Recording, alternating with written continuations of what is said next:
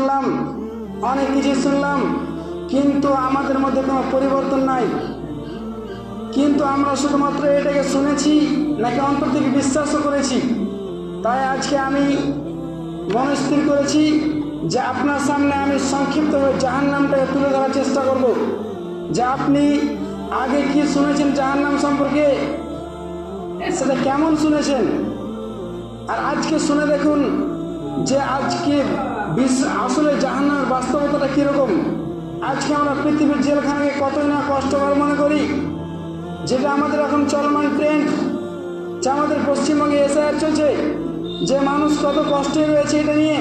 যে মানুষ মনে করে যে আমাদের যদি নাম বাদ পড়ে যায় তাহলে আমরা সেই ডিটেনশন ক্যাম্পে চলে যাব, কত রকম কত কথা চলছে।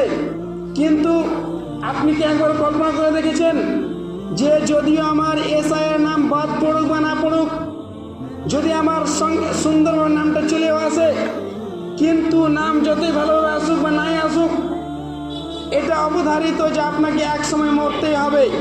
কিন্তু আমরা এটা সকলে নিশ্চিত আছি যে আমি যদি সুরক্ষিতভাবে দেশের আইন অনুযায়ী নিজেকে নিরাপদ করেও নিই, তারপরেও সারা পৃথিবীর মানুষ নিশ্চিত রয়েছে যে আমি এক সময় মারা যাব।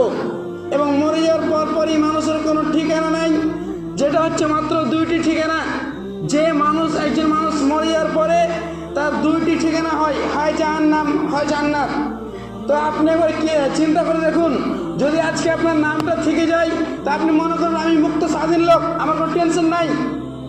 আর যদি আপনি ধরা পড়ে যান তাহলে আপনি মনে করবেন আমি জেলখানায় চলে গেলাম। কিন্তু আপনি মরে যাওয়ার পরে যে সমস্ত মানুষরা মনে করে যে মরে যাওয়ার পরে কিছুই নেই, কিন্তু আপনি মুসলমান হিসেবে একবার চিন্তা করে দেখুন যে আপনি যদি বিশ্বাস করেন যে আমি মরে যাওয়ার পরে আমার জান্নাত অথবা জাহান্নাম রয়েছে, আল্লাহ না করে যদি আপনি জাহান্নামে চলেই যান, তাহলে আপনার অবস্থাটা কীরকম হতে পারে বা জাহান্নামের বাস্তবতাটা কীরকম। আমরা অনেকেই জানি যে জেলখানে কত কষ্ট হয়, পুলিশে মারে, কত কী করে, ভালো করে খেতে দেয় না। আমরা বাংলাদেশের ঘটনা শুনেছিলাম যে বিগত সরকার আমলে বাংলাদেশ সরকার আয়নাঘর তৈরি করেছিল, সেখানে আলেমদেরকে বড় কত কষ্ট দিয়েছে।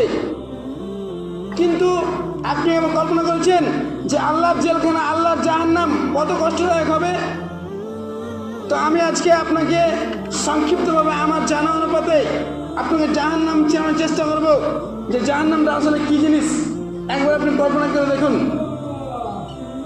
তো আমি যেটা প্রথমে পেশ করতে চাই সেটা হচ্ছে আল্লাহ সুবহানাহু ওয়া তাআলা বলছেন সূরা তাহরিমের আয়াত নম্বর 6 এর মধ্যে যে ইয়া আইয়ুহাল্লাযীনা আমানু কু আনফুসাকুম ওয়া আহলিকুম নারা, হে ঈমানদারগণ, হে পৃথিবীর বিশ্বাসীগণ, হে মুসলিম সমাজ, কু আনফুসাকুম ওয়া আহলিকুম নারা, তোমরা নিজেরা জাহান্নাম থেকে বাঁচো, ওয়া আহলিকুম নারা, এবং তোমরা নিজেরা তোমাদের পরিবারকে বাঁচাও।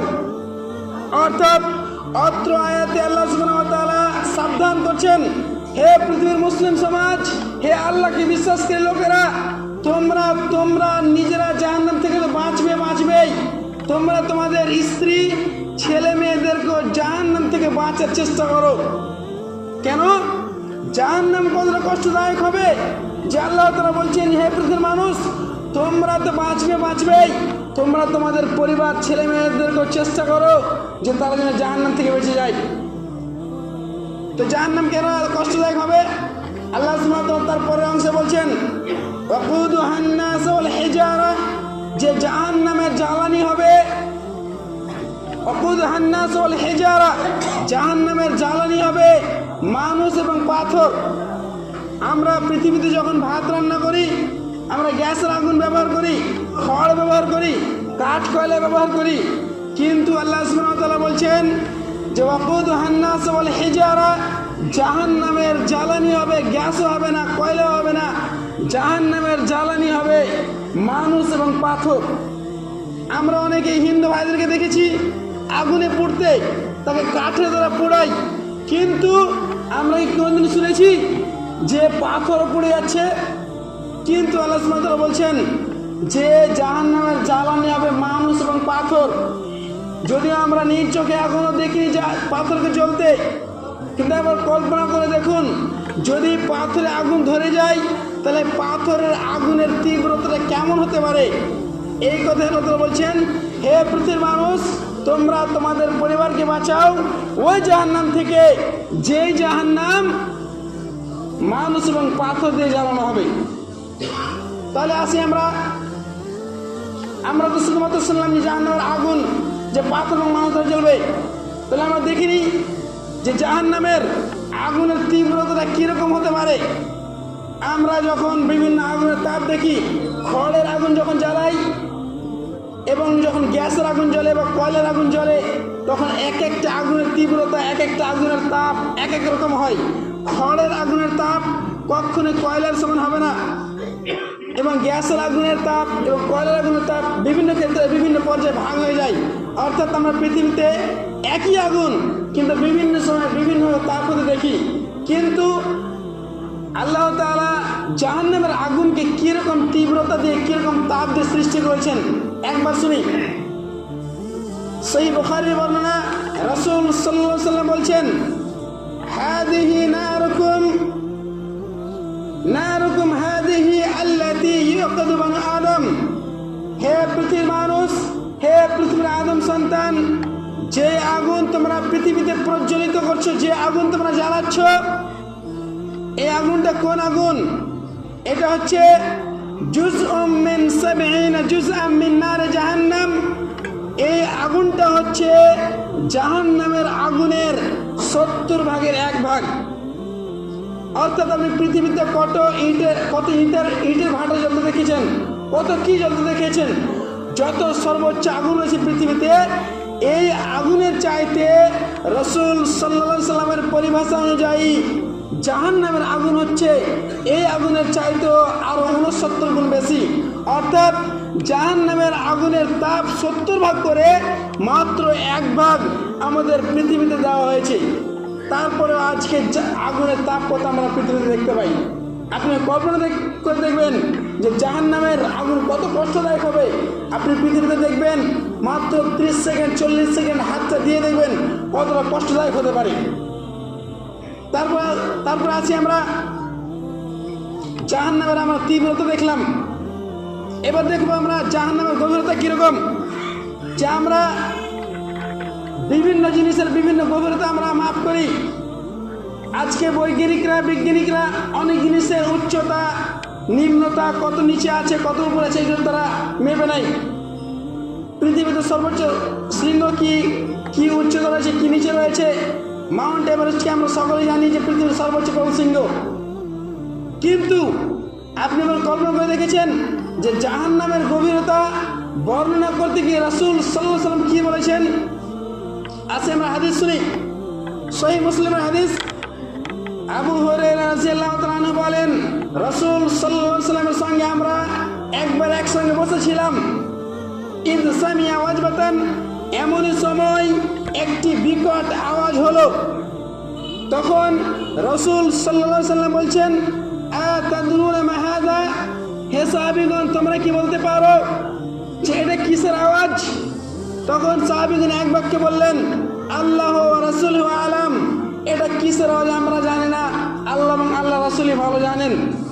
যখন সাহাবীগণ বলতে পারলেন না, তখন রাসূল সাল্লাল্লাহু আলাইহি ওয়াসাল্লাম বললেন, হাযা হাজারুন রুমিয়া বিহি ফিন্নার মুনযু 70 খরিফা, এটা হচ্ছে একটি পাথর, যেই পাথরকে জাহান্নামের মুখে ছেড়ে দেওয়া হয়েছিল আজ থেকে প্রায় 70 বছর আগে।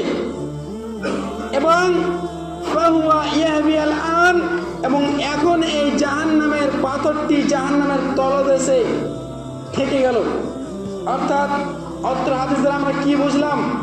যে জাহান্নামের মুখে যখন পাথর ছেড়ে দেওয়া হয়েছিল 70 বছর লেগে গেল জাহান্নামের তলদেশে পৌঁছাতে। আপনি কল্পনা করে দেখেছেন? আজকে আপনি 3 তলা 10 তলা 20 তলা ছাদে দাঁড়াবেন এবং দাঁড়িয়ে একটি পাথর ফেলে দেখবেন যে সেই পাথরটা 20 তলা বিল্ডিং থেকে পড়তে কতটা সময় লাগে? 1 সেকেন্ডের সময় লাগবে না। প্রায় মিনিটে 17-18 কিলোমিটার একটা পাথর ওপর থেকে নিচে নামতে পারে।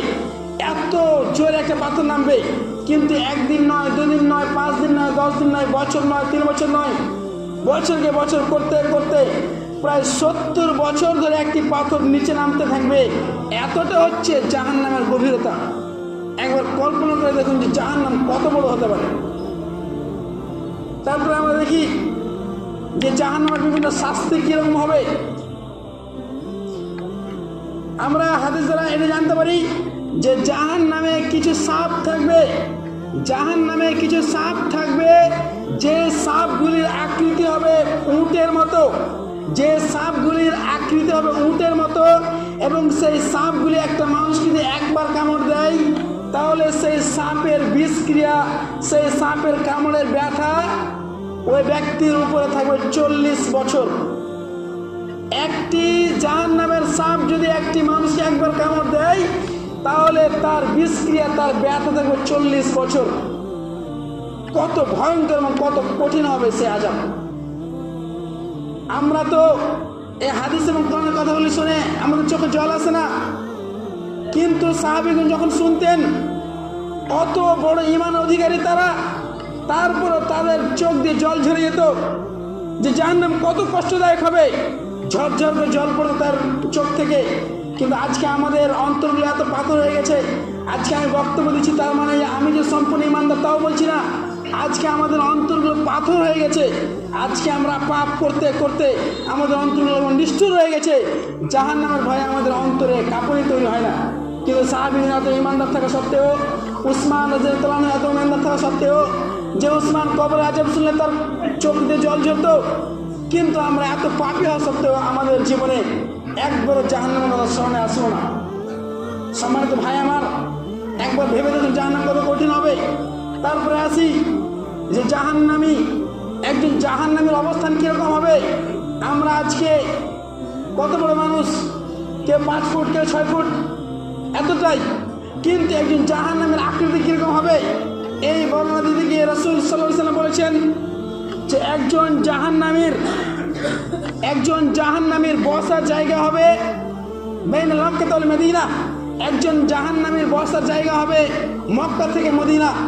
আপনি মক্কা থেকে মদিনা গুগলে সার্চ দেবেন কত কিলোমিটার।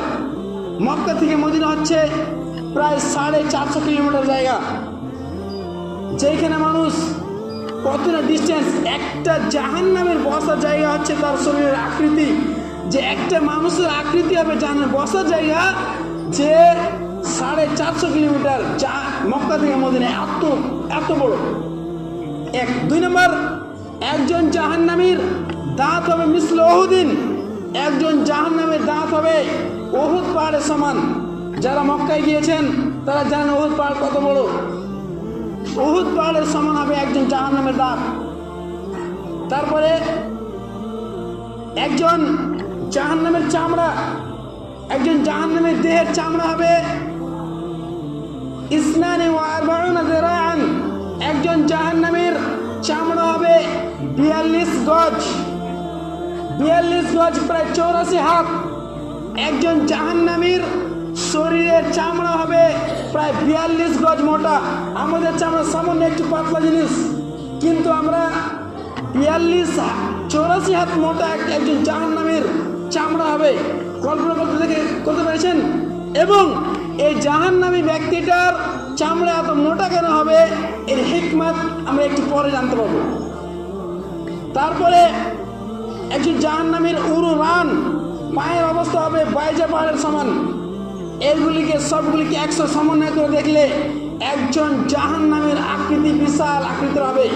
এখান থেকে প্রমাণ হয় যে আমাদের সমাজে যে সমস্ত মোটা ধরনের লোক আছে, একটু শরীরটা মোটা, তাদের চলতে ফিরতে কত কষ্ট হয়, কিন্তু একজন জাহান্নামীর আকৃতি কত বড় এবং কত ভারী এবং কত কষ্টদায়ক হতে পারে।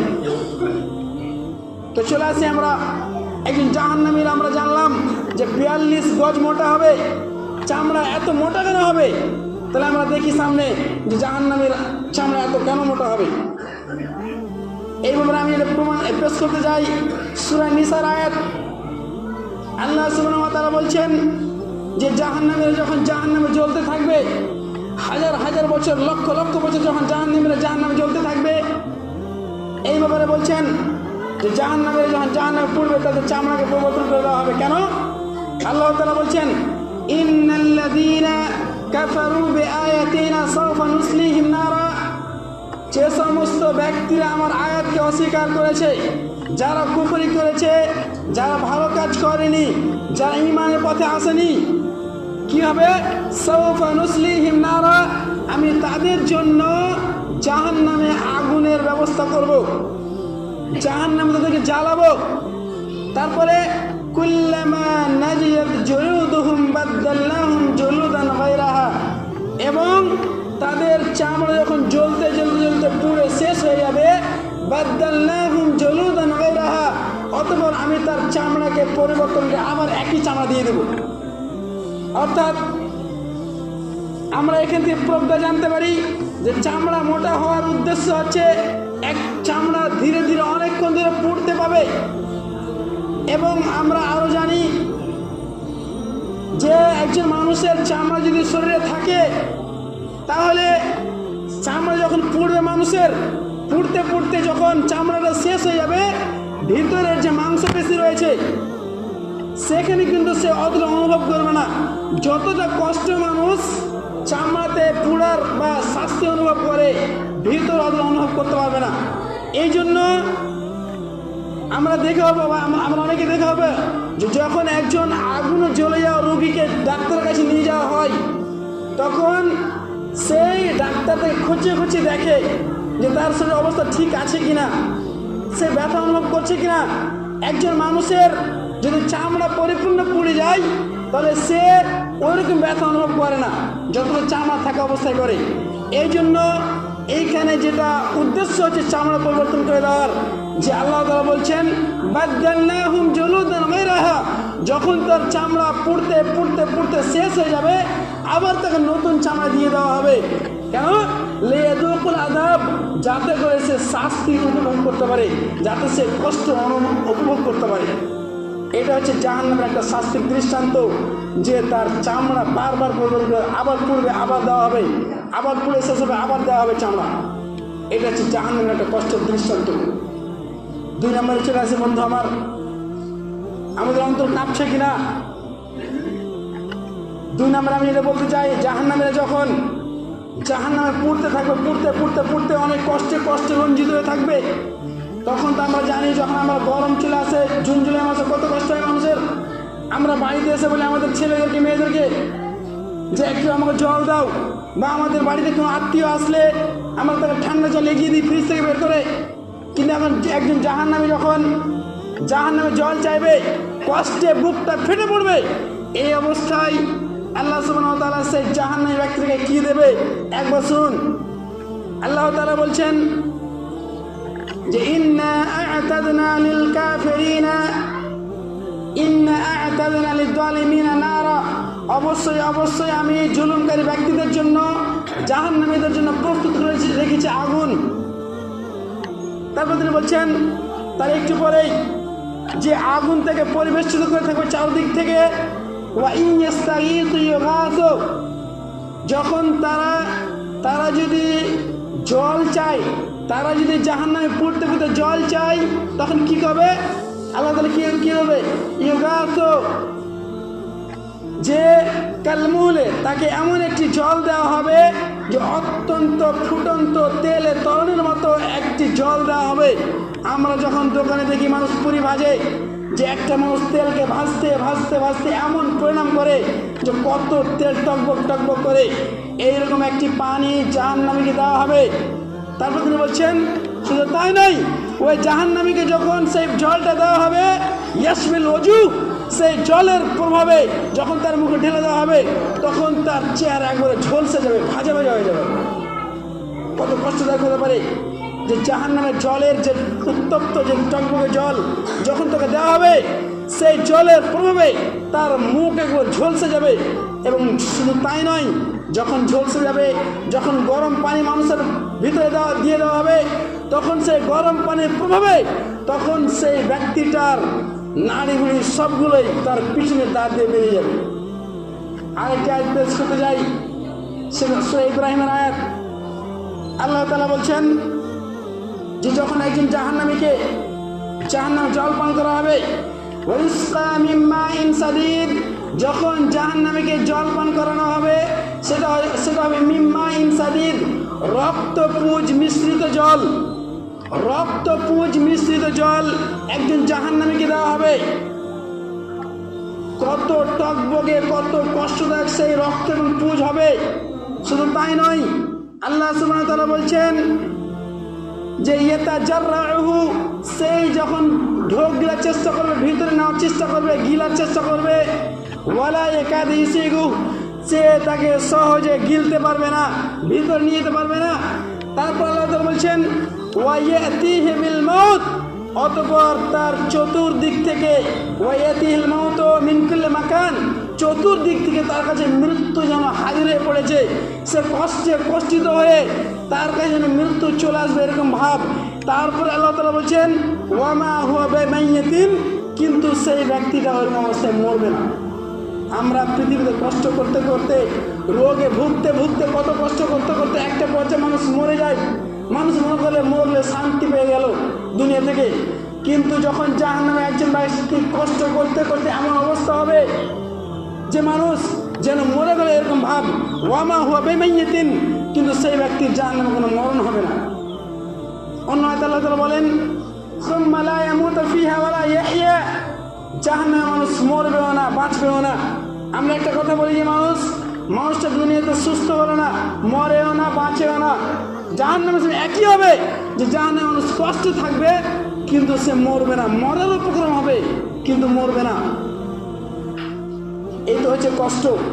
তারপরে আমরা আসি আর একটি শাস্তি পেশ করি, যে যখন জাহান্নামী, আমরা অনেক জনের শাস্তি দেখলাম, কিন্তু আমরা দেখি জাহান্নামের অনেক উঁচু উঁচু শাস্তি রয়েছে, অনেক বড় বড় শাস্তি রয়েছে, কিন্তু আমরা দেখি যে জাহান্নামের সর্বনিম্ন শাস্তি কী হতে পারে, সবচেয়ে কম আযাব কী হতে পারে। এই ব্যাপারে আমি একটা হাদিস পেশ করতে চাই। রাসূল সাল্লাল্লাহু আলাইহি ওয়াসাল্লাম বলছেন লাহু না'লান ওয়া শিরাকান, একজন সর্বনিম্ন শাস্তিদায়ক জাহান্নামীকে একটি আগুনের জুতা পরানো হবে। সর্বনিম্ন জাহান্নামের শাস্তির দৃষ্টান্ত, একজন মানুষকে আগুনের জুতা পরানো হবে। ইয়াগলি মিনহুমা দিমাগুহু, এবং সেই জুতার প্রভাবে, সে আগুনের জুতার প্রভাবে তার মাথার মগজ টকবক করে ফুটবে। এটা হচ্ছে জাহান্নামের সর্বনিম্ন শাস্তি। এর নিচে আর কোনো শাস্তি নেই জাহান্নামে, এটা সবচেয়ে কম শাস্তি। তাহলে এর উপরে আর কি হতে পারে? জাহান্নামের পোশাক হবে আগুনের। জাহান্নামে একটি ফল দেওয়া হবে, যে জাকুম ফল, যেই ফল মানুষ যখন মুখে ভরবে নিচেও নামবে না, উপরে উঠে আসবে না, একবার গলে আটকে যাবে। অনেক জাহান্নামের দৃষ্টান্ত পেশ করা যায়, অনেক কষ্টে থাকবে। এরপরে অনেক শাস্তি যখন জর্জরিত হয়ে থাকবে সেই ব্যক্তি শেষমেশ বলবে, আল্লাহ তাআলা বলছেন ওয়াহুম ইয়াসরিখুনা ফিহা, একজন জাহান্নামী যখন জাহান্নামে চিৎকার করবে, চিৎকারে ফেটে পড়বে এবং বলবে রাব্বানা আখরিজনা না'মাল সালিহা, হে আমাদের প্রতিপালক, হে আল্লাহ, আমাকে জাহান্নাম থেকে পরিত্রাণ দাও, আমাকে জাহান্নাম থেকে বের করো। তখন আল্লাহ তাআলা কি বলবে? সেই ব্যক্তিরা বলবে যে জাহান্নাম থেকে বের করো, আমি ভালো আমল করবো, গায়রাল্লাযী কুন্না না'মাল, এবং আমি ওই আমল করবো না যেটা আমি আগে করতাম। আগে গুনাহ করেছি, মদ খেয়েছি, জুয়া খেয়েছি, কত গুনাহ করেছি, আমি সেই আমলগুলো আর করবো না। আল্লাহ তাআলা বলবেন তোমাকে অনেক সময় দেওয়া হয়েছিল, আজকের কোনো সময় নাই। আল্লাহ তাআলা আগে রাগান্বিত হয়ে বলবেন ইকশাউ ফিহা ওয়া লা তুকাল্লিমুন, চুপ থাক, তুই কোনো আজকে কথা বলিস না, তোর আর কোনো আজ কোনো কথা শোনা হবে না। জাহান্নামে অপমানিত অবস্থায় পড়ে থাকবে। কত কষ্ট হবে। আমাদের সময় সংক্ষিপ্ত, সময় শেষের দিকে, আমি শেষের দিকে আরেকটি কথা বলে শেষ করব। জাহান্নামের অনেক দৃষ্টান্ত, অনেক শাস্তি পেশ করা যায়, কিন্তু আমি শেষে আরেকটি কথা বলতে চাই যে একজন জাহান্নামের আরো বড় আফসোস কী হবে। রাসূল সাল্লাল্লাহু আলাইহি ওয়াসাল্লামের পরিভাষায় বুঝে যায় যে যখন জাহান্নামীরা জাহান্নামে চলে যাবে, যখন জান্নাতীরা জান্নাতে চলে যাবে, তখন আল্লাহ তাআলা জাহান্নাম এবং জান্নাতীদের মাঝে একটি পশু কিনে আসবেন, ভেড়ার আকৃতিতে একটি পশু কিনে আসবেন, সাদা কালো রং বিশিষ্ট একটি পশুকে, এবং বলবে ইয়া আহলাল জান্নাহ, হে জান্নাতীরা।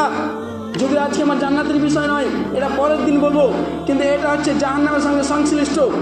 বলবে হে জান্নাতীরা, তোমরা দেখো, হাল তা'রিফুনা হাজা, তোমরা কি একে চিনতে পারছো?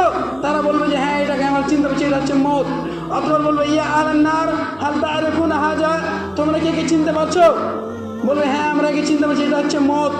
তখন আল্লাহ তাআলার আদেশে সেই প্রাণীটিকে জবে করে দেওয়া হবে, অর্থাৎ আল্লাহ তাআলা মৃত্যু ঘটিয়ে দিলেন, মৃত্যুকে জবে করে দিলেন এবং বললেন খুলুদুন ফালা মউত, তোমরা এখানে চিরকাল থাকো, তোমাদের আর কোনোদিন মৃত্যু হবে না।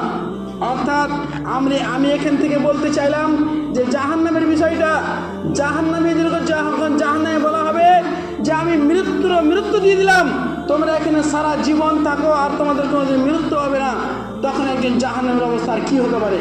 আমরা দুনিয়াতে মনে করি যে যতই কষ্ট হোক আমার সামনে একটা আসান আসবে, আমার একটা আরাম আসবে, কিন্তু আল্লাহ তাআলা বললেন যে হে জাহান্নামীরা তোমরা চিরজীবন থাকো এখানেই, তোমাদের আর কোনোদিন মৃত্যু হবে না।